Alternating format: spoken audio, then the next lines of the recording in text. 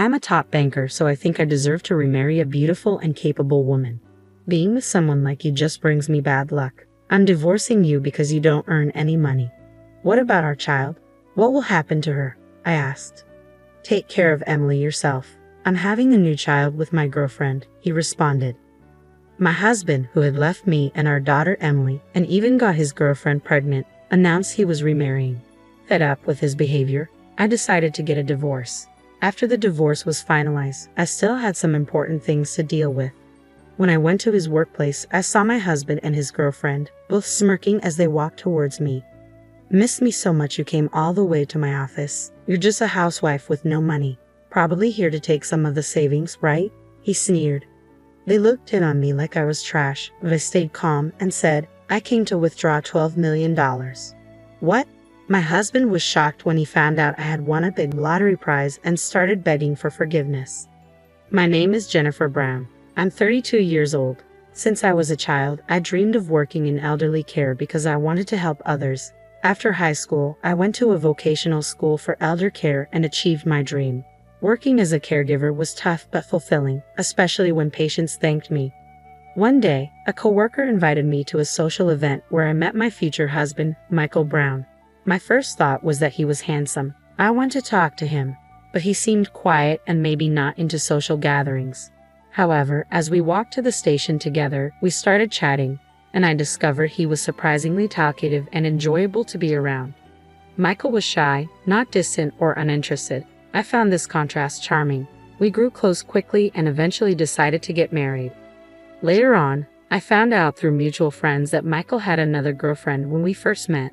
Discovering Michael's double life was shocking, especially since we were already married by then. Despite this, I chose to believe that he truly loved and chose me for who I am. In the early days of our marriage, we had a lot of fun together. We enjoyed going to sports games and movies, soaking in the excitement of being newlyweds. One of our shared hobbies was buying lottery tickets. It all started when we stumbled upon a lottery booth during a sports event and bought our first sports lottery ticket out of curiosity. To our surprise, we won, probably beginner's luck. Although it wasn't a huge amount, it got us hooked, and we started buying small amounts regularly. We'd sometimes decide to buy a ticket if we felt lucky that day or if our horoscope seemed promising. This became one of the few hobbies we both enjoyed together. Around our 4th year of marriage, I started thinking about fertility treatments since we were struggling to have children. But then, unexpectedly, I became pregnant with our first child. Great job, Jennifer. We're finally going to be parents, Michael said, overwhelmed with joy and tears in his eyes when the pregnancy test showed positive. I'm so happy, but let's celebrate properly after we visit the OB/GYN. I'm nervous, but I have a feeling everything will be okay. Just a hunch, I replied. The next day, filled with nerves, we went to the OB/GYN. When the doctor confirmed the pregnancy on the ultrasound and said, "Congratulations, you're pregnant," I saw it with my own eyes. I was ecstatic. I immediately texted Michael from the waiting room.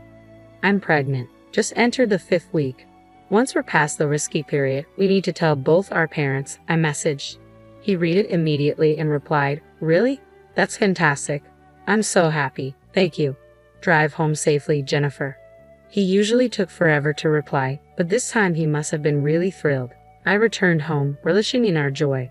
That night, we had so much to look forward to. Michael, do you hope for a boy or a girl? Tough call. I'd be happy with either, but if it's a girl, I might find it hard to let her go when she gets married. With a boy, we can play together a lot when he's little.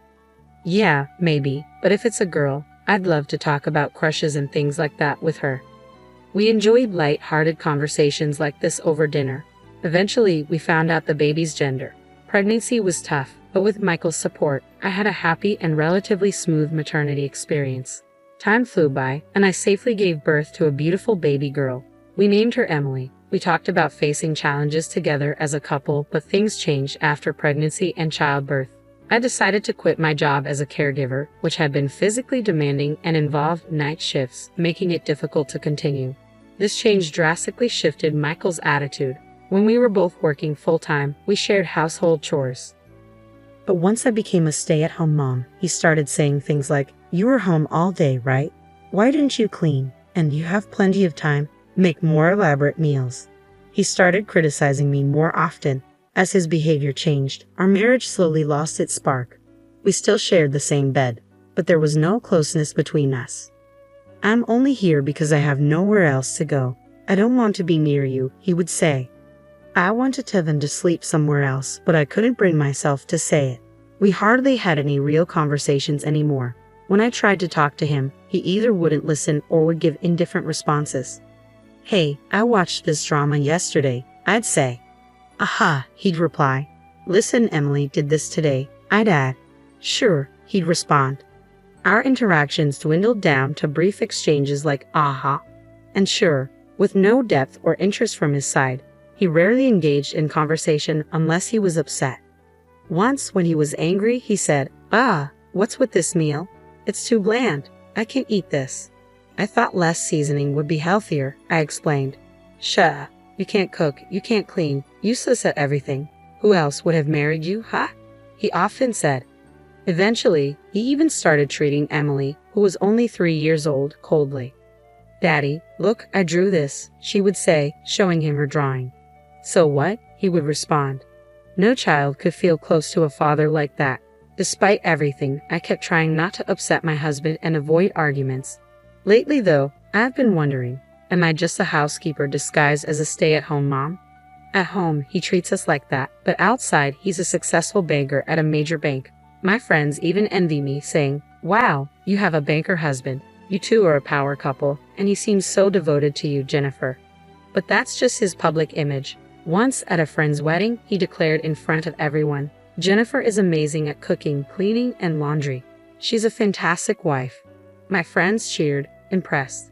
But the reality is different. He's indifferent towards Emily and me at home, behaving abusively. He's a completely different person outside, selfish and uncaring. He disappears for weekends without explanation, returns in the early hours, and never helps with household chores or childcare.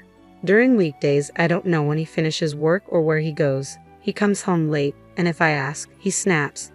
It's none of your business where I am or what I'm doing. Just be thankful that someone as successful as me brings money home.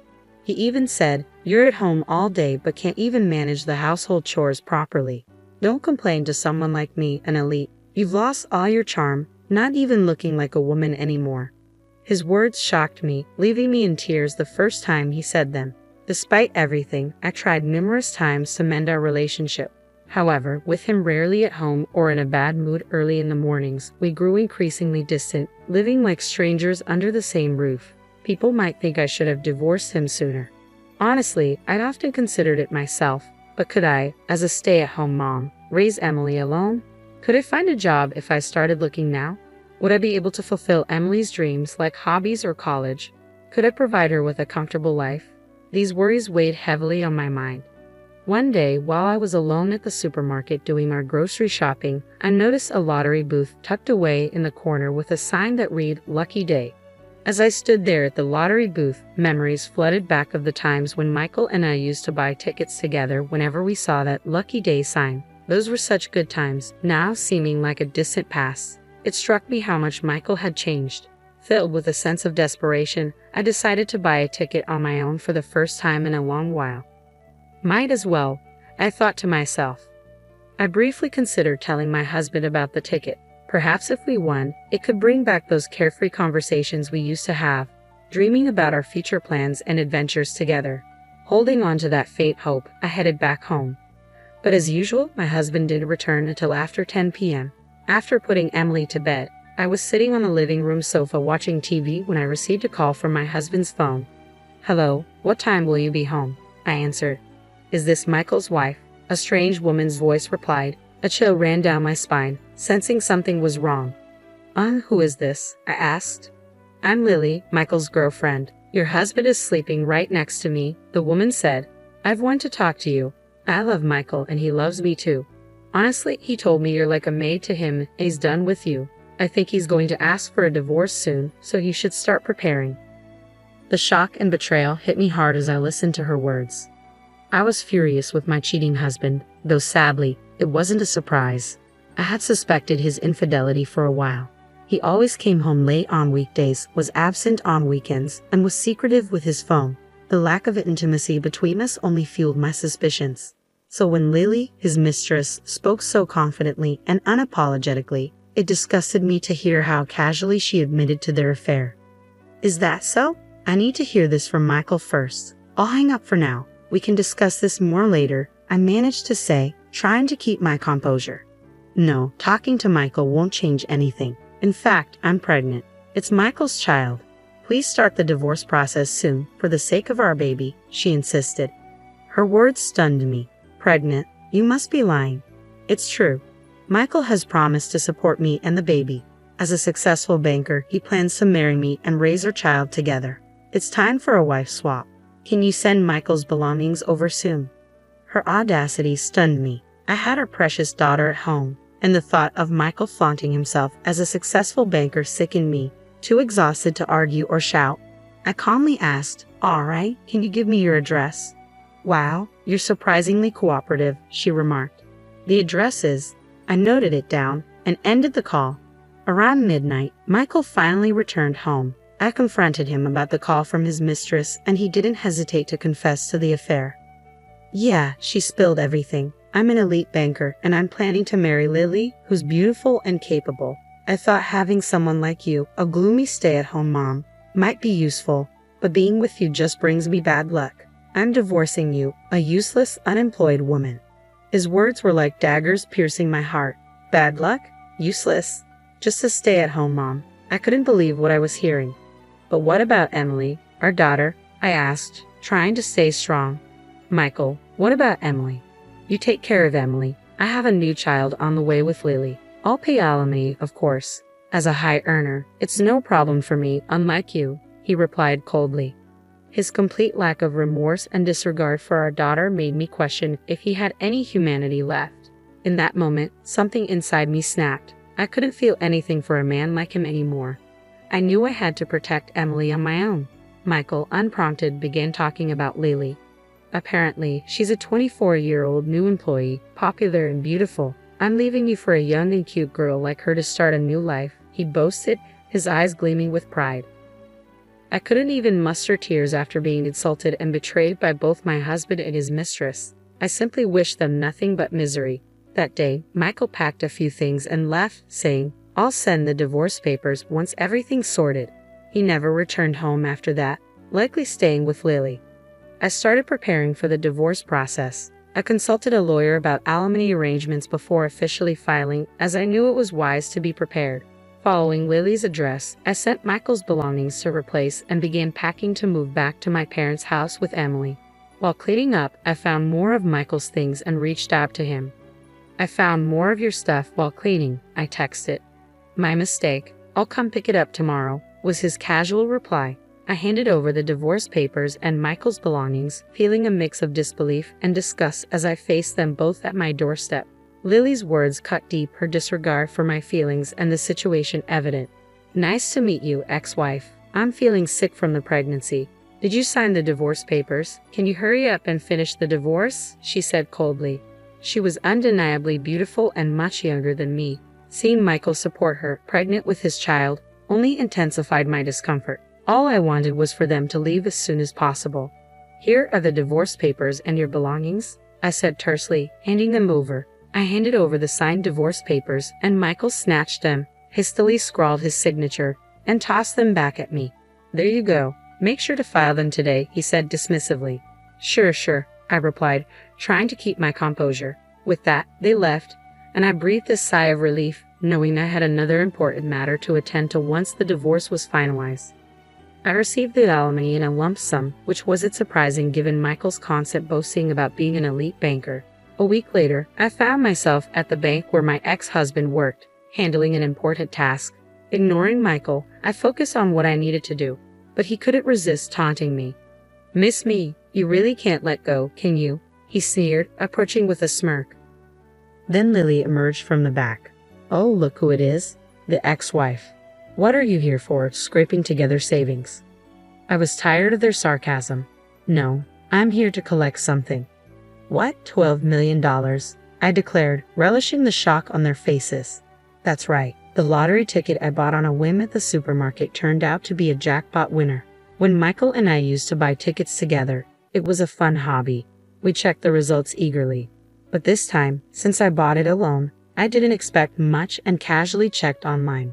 Then I saw the message, "Congratulations on your win." At first, I thought it was a small prize, but as I scrolled down, I couldn't believe my eyes. $12 million. I counted the digits in disbelief. $12 million. I was stunned, staring at the screen in shock.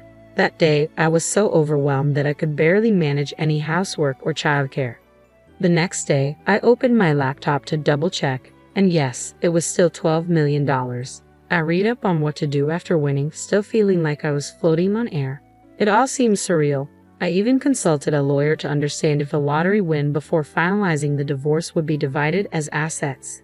They assured me that since the divorce was due to Michael's actions and our marriage had already broken down, the winnings wouldn't be subject to division. When I explained this to both of them, they were in disbelief. "What?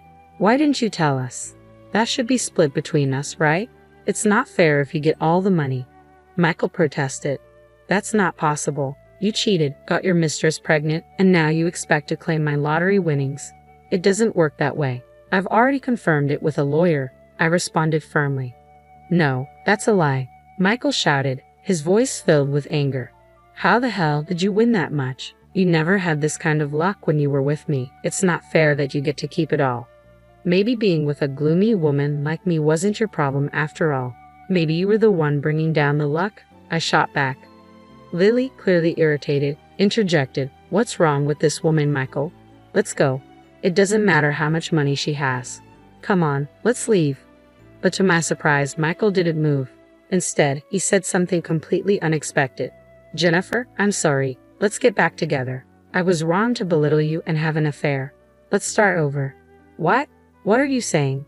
You promised to support me and the baby. You said you loved me, and now you want to go back to your ex-wife," Lily exclaimed, her voice filled with hurt and disbelief. "But with $12 million, we could quit our jobs, buy a house, get a nice car, and travel the world. It would be amazing," Michael pleaded, his eyes fixed on the money. His words disgusted me. "You truly are the worst. Living with someone like you all these years makes me sick. I'm sorry for everything. I'll treat you better from now on, I promise. Please think about it," he said, grasping my arm tightly. I was so furious that I snapped, "Don't touch me." Startled by my outburst, Michael recoiled. Just then, someone from the back heard the commotion and stepped forward. "What's happening here, Michael?" It was the branch manager. Michael and Lily looked flustered by the unexpected interruption. "It's nothing, really," Michael stammered, clearly uncomfortable under the manager's scrutiny. "I heard everything from the staff. Are you sure there's nothing going on?" the branch manager questioned, his tone serious. Michael began to explain, but the manager interrupted sharply. "I'll discuss your personal matters with Lily later," he said firmly. My ex-husband and Lily paled visibly. An affair, a pregnant mistress, and causing a scene in the bank. It was a messy situation. Tough luck, I thought. Then the branch manager turned to me. "Ma'am, I apologize deeply for the discomfort this has caused you," he said sincerely. Michael and Lily followed suit, offering their apologies. It seemed obligatory, especially after the manager had expressed regret. "Oh, it's fine," I managed to reply, feeling somewhat overwhelmed by the unexpected turn of events. "You're here to withdraw your big lottery win, right? Let me assist you," the branch manager offered graciously. With his help, I withdrew my winnings and overnight became a millionaire. Days later, my ex-husband bombarded me with calls. Initially, I ignored them, but eventually I reluctantly answered. "Hello, Jennifer? Thank God you picked up," he said urgently. "What do you want?" I asked, trying to keep my voice steady. Since that day, my boss has been furious. He says someone like me harms the bank's reputation. "Isn't that awful, despite all my hard work?" he whined over the phone. I sighed heavily, understanding the gravity of the situation. Maybe your boss has a point. Perhaps he's concerned that your actions could jeopardize the bank's integrity in the long run, I replied calmly. My response seemed to strike a nerve.